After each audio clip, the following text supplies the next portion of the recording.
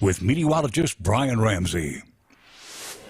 Well, good morning out there, guys. I got a live look outside your tower camera. Looking quiet here in Baton Rouge, sitting dry, but it's not dry for everybody this morning. Let me show you what I'm talking about. We got this disturbance a little closer to us today.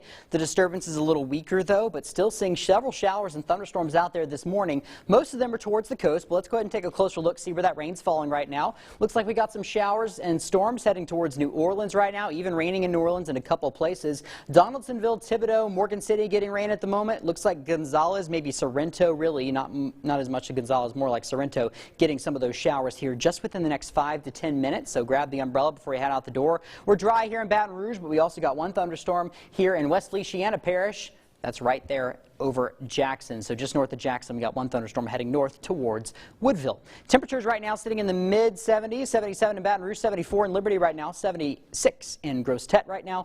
And the zone forecast has highs back into the mid-60s, or not mid-60s, I wish, mid-80s for today. Areas to the south looking pretty similar, high of 86 in Gonzales, 85 in Thibodaux. Now, what happened yesterday? We did have a flash flood watch in Baton Rouge. Did we see flooding? Well, what we had a line of storms develop in the morning towards Lafayette around 8 o'clock in the morning. Then they pushed into the metro area right around lunchtime. Many of you did get rain from that storm system, and then that was it. We hit a kind of a big lull in the afternoon, and then boom, look at this. This developed right around 6 o'clock in the afternoon. We saw a lot of rain out here towards Lafayette and in our western parishes that issued and triggered a lot of flash flood warnings. So they saw some pretty good rain out west yesterday. So it looks like that flash flood watch was called for. Areas saw between 4 to even 6 inches of rain out there. We even had one area in Baton Rouge receive 3.5 inches of rain. Then notice other areas of Baton Rouge, Prairieville, saw almost nothing. So that was pretty interesting to see. The heavy stuff, thankfully, was mostly towards Lafayette, not in Baton Rouge. Future track rain totals continuing to see kind of the same thing. You'll see heavier spots of heavier rain, other spots of less rain. So I think we'll have a similar scenario today. We'll just have to watch to see where that heavier rain occurs.